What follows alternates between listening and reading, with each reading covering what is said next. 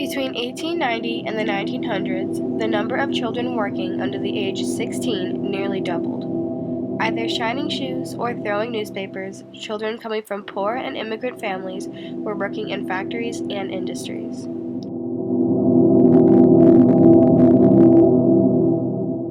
Mechanical operating systems replaced hand labor in the early 1800s. During the changeover in the industrial economy, employers found that children could be hired cheaper than adults. Adult strength and knowledge is not needed to manage these machines. Therefore, the number of working children increased dramatically.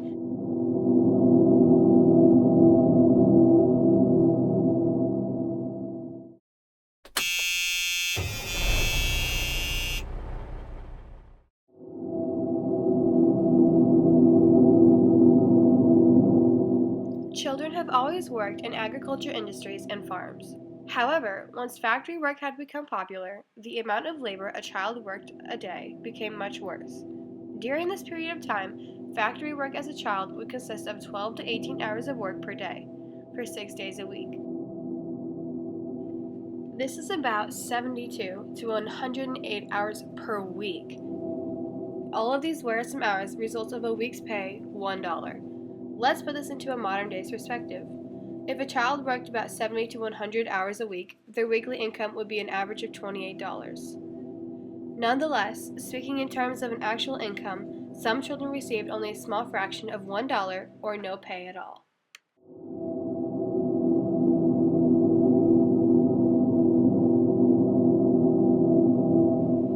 The machines and equipment that children would work was extremely dangerous. Coal mines, tractors, and factories all had a high danger level. Many lines of the machinery that obtained open gears would constantly cause injuries and fatalities. A 12-year-old boy had lost his hand while operating a mowing machine as shown in this picture. He was considered a great burden to his family.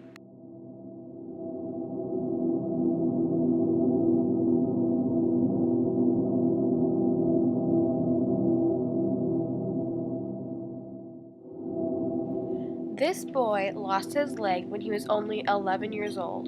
Luckily, he fought with the company and received $10,000 for his injuries. This 16-year-old boy lost his right leg and arm. Even after he had worked there for more than 2 years, nobody even stopped to see him and compensate him for his injuries.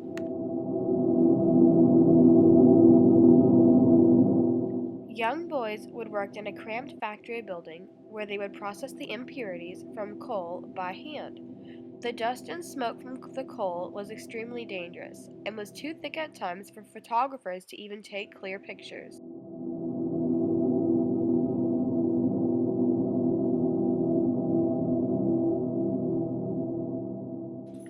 The Factory Act of 1833 was created as an attempt to control the amount of child labor in the textile industry.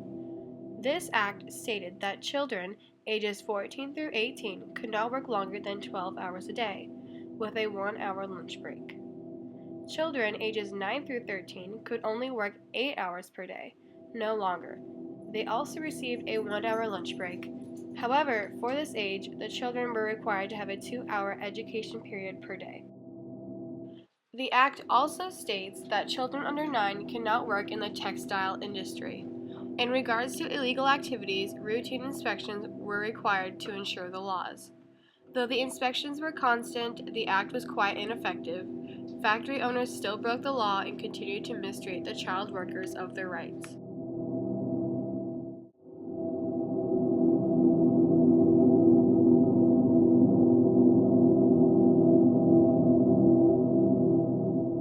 This law soon led to many other acts that made a great difference in the U.S. today.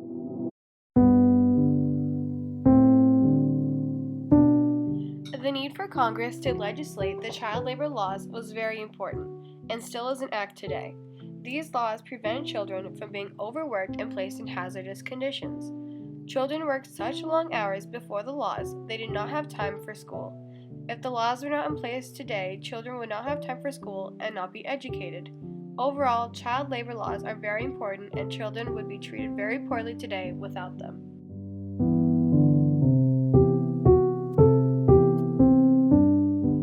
Each of these images contains an entire story filled with the pain and suffering these children endured during this era.